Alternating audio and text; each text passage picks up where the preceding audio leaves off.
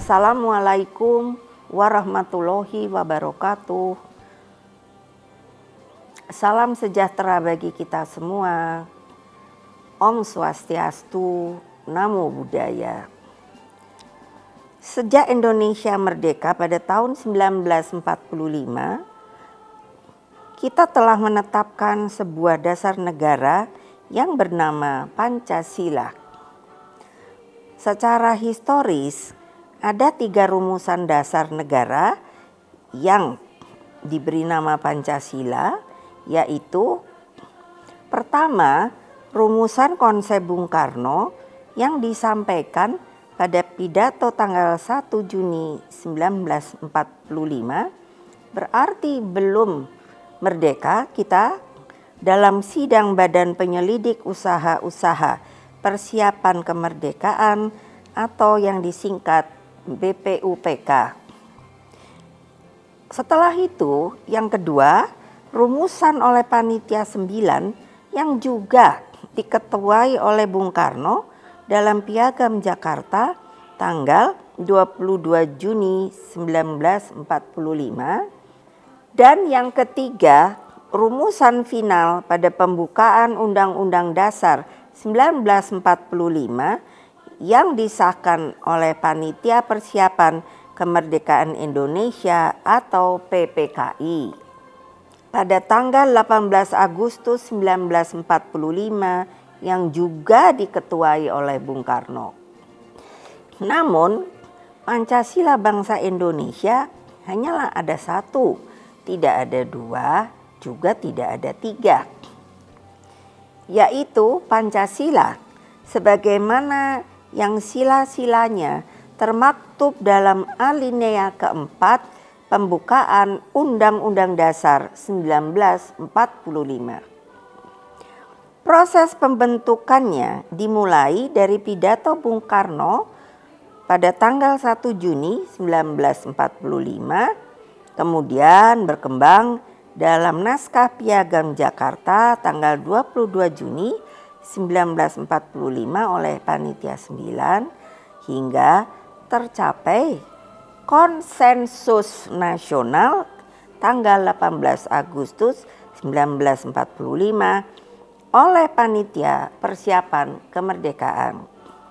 Sehingga keseluruhan proses tersebut harusnya selalu kita maknai sebagai satu kesatuan proses lahirnya Pancasila sebagai dasar negara oleh para pendiri bangsa. Saudara-saudara sekalian yang saya cintai dan hormati, sebangsa dan setanah air. Dengan demikian, dari keseluruhan dokumen otentik sejarah pembentukan Pancasila sebagai dasar negara tersebut, memang faktanya Bung Karno telah menjalankan suatu peran yang sangat strategis yang disebut sebagai causa prima lahirnya Pancasila, dasar negara Indonesia merdeka.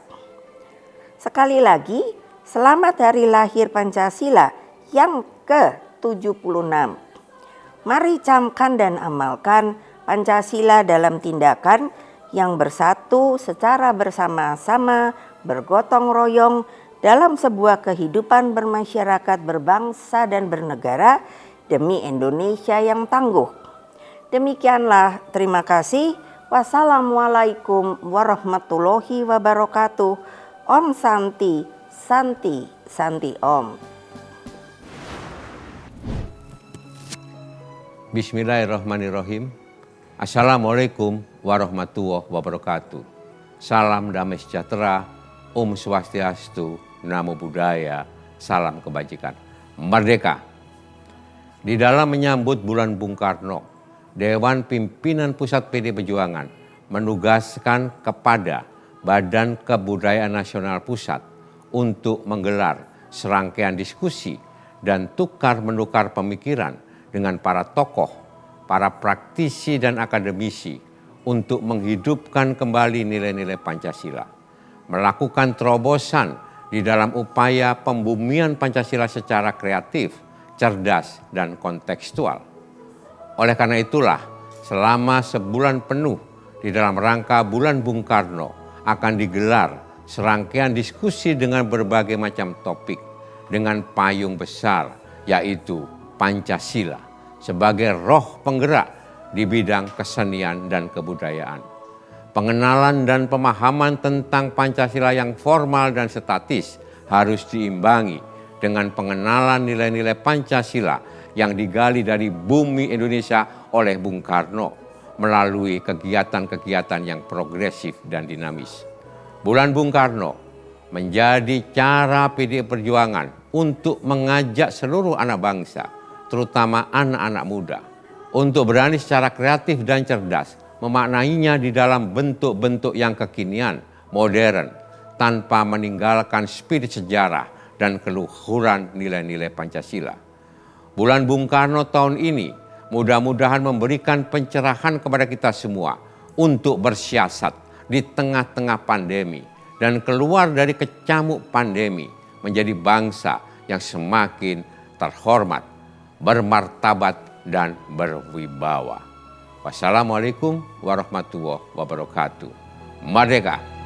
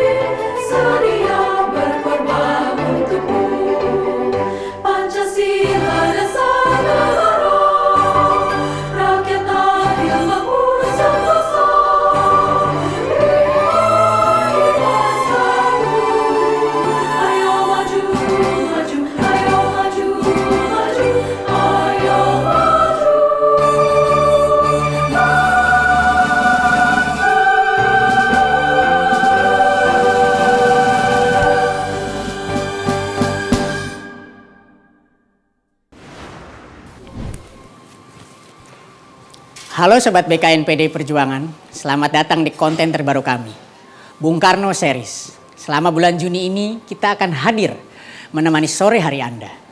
Bulan Juni bulan yang spesial, di mana pada 1 Juni 1945 Pancasila lahir yang saat itu disampaikan Bung Karno di sidang BPUPK. Hasil penggaliannya dari kepribadian rakyat Indonesia saat itu. Kemudian di tanggal 6 Juni 1901, hari kelahiran Bung Karno, dan tanggal 21 Juni Bung Karno wafat. Itulah kenapa bulan Juni diperingati sebagai bulan Bung Karno. Kali ini kita akan berbincang santai seputar Bung Karno bersama para narasumber yang keren. Kali ini kita akan ngobrol bersama Mas Roso Daras, wartawan senior dan penulis buku Bung Karno. Sore, Bung Roso. Sore Mas Aris. Gimana kabarnya, sehat? Alhamdulillah sehat. Di tengah kesibukan ini mudah-mudahan Bung Roso tetap produktif ya, Bung, untuk Amin. membuat buku-buku Bung Karno lainnya. Iya. Karena masyarakat Indonesia ini khususnya milenial pun butuhlah pencerahan Ya, referensi. terkait tokoh-tokoh bangsa kita, terutama Bung Karno ini. Betul.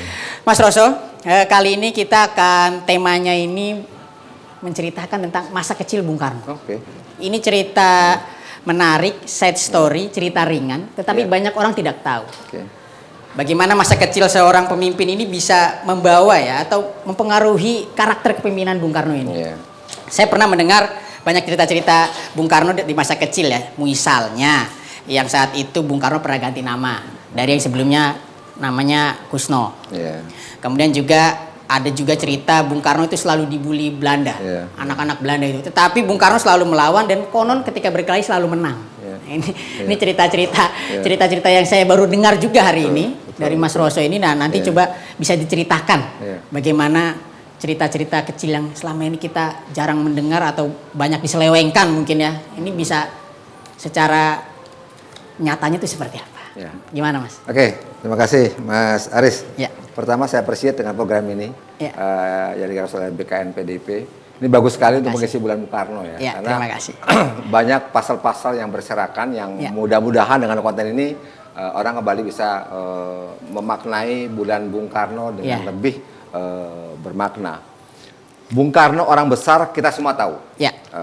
Mungkin sedikit yang tahu bahwa sebenarnya tanda-tanda beliau sebagai orang besar itu sudah ada sejak kelahirannya. Oh ya. Jadi misalnya Bung Karno lahir bersama dengan meletusnya Gunung Kelut. Itu dimaknai sebagai lahirnya calon pemimpin. orang besar di bangsa kita. Yang kedua, dia lahir pada saat Fajar Merekah. Itu pula yang membuat dia dijuluki sebagai putra sang Fajar. Ya. Jadi pada masyarakat Jawa, seorang bayi yang lahir pada saat Fajar Merekah, takdirnya sudah ditentukan. Kalau kita baca bahwa bersamaan dengan gunung meletus, orang memaknai sebagai lahirnya tokoh besar, maka takdir dia adalah orang besar. Itu kalau kita maknai dari sejarah kelahiran. Sejarah kelahiran ya. Terlahir dengan nama Kusno yang sakit-sakitan. Sakit-sakitan ya? Iya, kemudian kakek Harjo yang menamai dia sebagai Karno dan disetujui oleh bapaknya Sosorodi Harjo. Karno itu nama pahlawan Astina yang sangat sakti dan membela kebenaran. Maaf Bang Roso, Ya. itu diganti namanya ini di umur berapa? Umur saya kira masih balita ya. Oh, balita. Ya, Iya. Karena umur 6 tahun menginjak 7 tahun 1907 Ya. dia dimasukkan SD di Tulungagung oleh Ya. kakeknya. Oh. Itu sudah pakai nama Karno. Oke. Gitu ya. Dari nama tadi yang Karno Astina itu? Iya, iya. Nama itu yang kemudian dipakai sampai sekarang, Soekarno. Su itu baik orang Jawa. Karno ya supaya menginspirasi kebaikan tokoh Karno dalam dunia pewayangan Mahabharata. Oh, iya. Sehingga namanya Soekarno. Tetapi agak berbeda karena tokoh yang dia gemari dalam pewayangan Mahabharata itu bukan Karno, tapi Bima. Bima malah ya. Bima. Nah, ada satu hal yang mungkin menarik kita ungkap bahwa Ya. pada tahun 1933 seorang penulis keturunan Tionghoa bernama Im Yang Chu Im Yang Chu. menulis sebuah buku biografi Soekarno dengan judul Soekarno Sebagi Manusia. Oh, bukan sebagai tapi sebagai. Bukan sebagai, ini bahasa Orla ya mungkin ya. Oh, iya. Sebagai, maknanya sebagai. Tapi Iya. tulisannya sebagi manusia. Itu dia tulis tahun 1933, terbit di Solo. Yang itu artinya dia baru beberapa saat keluar dari penjara Sukamiskin. Oke. Dan tidak lama kemudian, 34, dia dibuang ke ND. Dan dia memotret masa-masa kecil Soekarno. Dan sebagai penulis, Im Yang Chu menyampaikan pesan alasan kenapa dia menulis biografi Soekarno. Ya. Tahun 33 dia belum menjadi Belum jadi presiden ya, belum jadi tokoh. Dia katakan bahwa dua hal alasan mengapa saya Ya. menulis buku ini, karena dua karakter dari Soekarno yang sangat menonjol. yaitu rasa setia kawan dan kemanusiaan. Bung Karno seorang setia kawan berarti ya? Itu di mata Im Yang Chu. Ya. Nah, maka ini akan kemudian mengalir tadi yang misalnya pernah dibully waktu sekolah Belanda segala macam. Oh iya benar. Ketika serombongan inlander dicegat sama Belanda, maka Soekarno akan tampil di depan membela teman-temannya. Dia menang tidak selalu. Kebanyakan kalah. Secara postur dia kalah tinggi sama orang-orang Belanda. Dan tidak jarang dia berakhir di got atau di saluran air untuk dibanting. Tapi dia tidak pernah bosan untuk itu. Dan ini jiwa kesetiakawanan seorang Soekarno yang dia tunjukkan sejak masa kecil. Dan jiwa kepemimpinan dia sudah dia tunjukkan. Jadi kalau Soekarno ngomong apa, semua teman-teman kecilnya mengikuti dia. Oh, jadi udah ada dari kecil Sudah dari ya? kecil. Kebentuk Dan ya? dia tunjukkan dengan gayanya yang mungkin pada era sekarang ya kemelinti orang mengatakan itu. Jadi kalau teman-teman naik pohon pada 1-2 dahan, dia harus lebih tinggi dari itu. Luar biasa. Dia tinggi. Artinya ketika pohon ranting semakin ke atas semakin kecil, dan ketika ranting itu patah dan terjatuh, ya Soekarno paling keras jatuhnya. Ya. Juga keusilan-keusilan lain, ketika dia misalnya bersama teman-temannya main gasing, dan gasing dia kalah terus misalnya, dia cuma punya satu cara. Gasing lawan diambil dibuang, selesai. itu contoh ya, misalnya beberapa hal yang. Jadi Bung Karno sangat kreatif dari kecil ya untuk menang ya. Dan itu untuk mungkin membawa kreativitasnya ini membawa bangsa ini bisa menang lawan Belanda yang waktu itu sangat powerful mungkin Bung ya. Dan kemudian kalau dari Mas Roso sendiri ya, dari sisi kemanusiaannya ya, dari sisi kemanusiaannya, apa sih masa kecil Bung Karno ini yang mampu membawa dia ketika menjadi pemimpin ini, itu memupuk kepribadiannya dia yang kuat? Begini, dalam beberapa literatur, misalnya di buku Cindy Adams sekalipun, sudah ada kalimat bahwa untuk menapok nyamuk yang menggigit kulitnya pun dia tidak pernah tega. Tapi kutipan itu sudah ditulis oleh Im Yang Chu. Iya. Tahun 33 ya. Dan Soekarno mengatakan bahwa nyamuk memang adalah makhluk Tuhan yang diciptakan oleh Tuhan. Dan salah satu cara makanya menggigit kita. Tidak harus kita dengan kekuasaan kita untuk membunuh dia. Termasuk ketika segelas kopi dari lubung semut, tidak lantas kemudian dimusnahkan karena memang habitnya seperti itu. Jadi itu hal-hal yang menurut saya sisi-sisi kemanusiaan seorang Soekarno. Ini akan kelihatan pada saat-saat dia memimpin, di mana dalam menghadapi beberapa hal dia harus bertentangan batin dengan sangat keras. Satu contoh misalnya ketika sebagai kepala negara, sebagai presiden, dia harus mengeksekusi Kartosuwiryo dengan hukuman mati. Dan itu temannya waktu itu? Itu temannya. Dan di buku itu juga tertulis bahwa salah satu yang mengingatkan Bung Karno untuk bisa memisahkan antara saat mana dia berkawan dan saat mana dia harus melaksanakan tugas berkepala negara, itu ya Ibu Megawati yang mengingat bapaknya dan akhirnya setelah dia mengecek bagaimana sorot mata Kartosuwiryo ketika ditangkap, dia tanya berkali-kali sampai dia mendapat jawaban bahwa sorot matanya tetap sorot mata seorang pejuang. Baru dia tantangan. Artinya dalam sekali maknanya gitu. Jadi Soekarno seorang yang seperti itu. Jadi luar biasa juga Bu Mega ini sudah dilatih kepemimpinannya sejak kecil juga oleh ayahnya Soekarno ini Pak ya. Tidak heran dia kan. Memang keturunannya Bung Karno. Iya. Jadi memang saat itu bahkan mungkin bisa dikatakan Bung Karno tidak tega juga sebenarnya dengan Kartosuwiryo. Oh iya, dia digambarkan meneteskan air mata, artinya menangis, dia sedih. Tapi kalau pengetahuan Pak Roso Daras ini, bagaimana pertemanan Bung Karno dan Kartosuwiryo saat di satu rumah yang sama saat itu di rumah Cokro itu? Ya, ini kita supaya nggak melenceng kembali ke masa-masa kecil ya, karena sebenarnya ini dari Tulungagung SD, kemudian kan dia LS-nya kan di Mojokerto sebelum dia lanjut HBS ke Surabaya. Ini ada satu cerita menarik juga bahwa saat dia berpamitan untuk kos di rumahnya Cokro Aminoto, ibunya kan meminta Soekarno untuk melepaskan koper dan merebah di tanah. Ibunya kan melangkahi dia. Itu seluruh restu ibunda sudah dia berikan.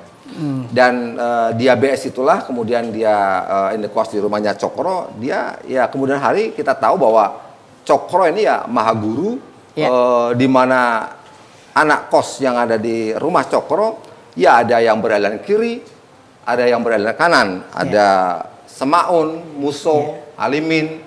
Di kelompok kanan mungkin ada siapa namanya, Kartosuwiryo, gitu loh. Agus Salim, gitu ya. Dan ini yang kemudian ketika berangkat menjalankan ideologi masing-masing, ya dari teman lantas menjadi lawan, gitu loh. Karena Soekarno dia tidak ada kompromi ketika bicara mengenai ideologi, ketika bicara mengenai negara kesatuan Republik Indonesia, gitu loh. Ketika bahasa dia ketika itu adalah revolusi. Semua yang anti revolusi dia sikat, gitu loh. Walaupun itu akhirnya teman, tapi ya menurut saya itu dinamika dari pertemanan. Baik, terima kasih sekali Mas Roso Daras. Ini cerita yang disampaikan ini cerita-cerita sangat menarik. Bahkan dari pertama kita bisa tahu bagaimana seorang Bung Karno ini seorang yang setia kawan. Dan walaupun tadi beberapa kali Mas Roso menceritakan di masa kecil Bung Karno beberapa kali, walaupun berbeda postur dengan orang Belanda ini sempat kalah, dia tidak henti-hentinya melawan. Tidak pernah kapok, artinya nyalinya terus kuat. Dan yang paling penting, restu ibu. Sebelum berangkat kos, ini ada cerita menarik yaitu Bung Karno dilangkahi berkali-kali oleh ibunya. Dalam filosofi Jawa itu sangat dalam. Jadi teman-teman milenial ini yang mau berangkat kuliah, gak apa-apa juga minta restu dengan sama. Meniru proklamator kita. Ini salah satu puzzle Bung Karno yang mungkin banyak orang tidak tahu. Oke, terima kasih sekali sudah meluangkan waktu untuk sharing tentang ini bersama BKN PDI Perjuangan, Mas Roso. Dan teman-teman semuanya yang masih penasaran atau punya perspektif lain, atau mungkin bisa request tema lain, boleh juga silakan komen sebanyak-banyaknya di akun ini. Jangan lupa buat like dan subscribe di channel ini biar kontennya semakin besar dan semakin berkembang. Dan satu lagi, ini masih ada yang mengejutkan dan luar biasa. Sebentar lagi BKN PDI Perjuangan akan mengadakan Festival Pahlawan Desa dimulai tanggal 6 Juni besok. Jangan sampai ketinggalan, pantengin terus channel YouTube dan akun medsos BKN PDI Perjuangan. Ada hadiahnya. Sampai jumpa lagi di konten selanjutnya. Stay safe guys, jangan lupa prokes dan stay healthy ya. Salam merdeka.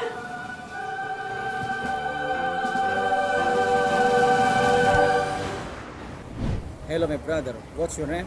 My name is Abdul Wahid Abdul Hamid. Where are you from? I'm from Nigeria. Do you know Sukarno? Yeah, I've read about him. I know him. What do you know about him? Yeah, Sukarno was the first president of Indonesia, and he was the father of the proclaimed independence of Indonesia, and it was the first president that said that, or that claimed that Palestine is a sovereign country. Assalamualaikum warahmatullahi wabarakatuh. Salam sejahtera untuk kita semua, Om Swastiastu, Namo Buddhaya, salam kebajikan, merdeka. Badan Kepemimpinan Nasional Pusat PDI Perjuangan mendapatkan amanat dari DPP PDI Perjuangan untuk melaksanakan kegiatan Bulan Bung Karno. Amanat ini dilaksanakan dengan penuh semangat dan sungguh-sungguh oleh BKN Pusat sebagai badan yang dimiliki oleh Partai Demokrasi Indonesia Perjuangan untuk mengembangkan, melestarikan, dan mengaktualisasikan nilai-nilai keindonesiaan dalam berbagai kegiatan budaya. Bulan Bung Karno tahun 2021 ini kita isi dengan berbagai kegiatan yang berbeda dan tidak biasa. Apabila selama ini Bulan Bung Karno menjadi momentum untuk menggali nilai-nilai dan pemikiran Soekarno, menghidupkan kembali warisan dan peninggalan-peninggalan Bung Karno, terutama di bidang seni dan kebudayaan. Pada tahun ini, Bulan Bung Karno kita isi dengan menyimak bagaimana Bung Karno di mata negara-negara sahabat. Bung Karno memiliki tempat istimewa dalam pergaulan bangsa-bangsa internasional pada masanya. Oleh karena itu, dalam peringatan Bulan Bung Karno tahun ini, kita ingin mendengarkan kesan dan pesan dari para duta besar negara-negara sahabat tentang Bung Karno. Bagaimana Bung Karno dikenal oleh para diplomat internasional hari ini? Apakah mereka masih mengenal Bung Karno? Apakah pemikiran dan idealisme Bung Karno masih hidup di antara bangsa-bangsa tersebut? Kita juga menyiapkan kegiatan yang menggali pengenalan dan pemahaman tentang Bung Karno di kalangan anak-anak muda. Tidak hanya anak-anak muda Indonesia. Kita tentu ingin mendengarkan bagaimana anak-anak muda dari berbagai negara bercerita tentang Bung Karno. Apakah mereka tahu siapa Bung Karno? Apakah mereka mengenal pemikiran dan peranan Bung Karno dalam perjuangan mendirikan dan membangun Indonesia? Untuk itu, selamat menikmati program-program yang sudah dipersiapkan oleh BKN Pusat PD Perjuangan. BKN Pusat berterima kasih atas kepercayaan dan mandat yang diberikan oleh DPP PD Perjuangan untuk menyelenggarakan Bulan Bung Karno melalui pendekatan seni dan budaya. Selamat menikmati dan selamat merayakan Bulan Bung Karno. Wassalamualaikum warahmatullahi wabarakatuh.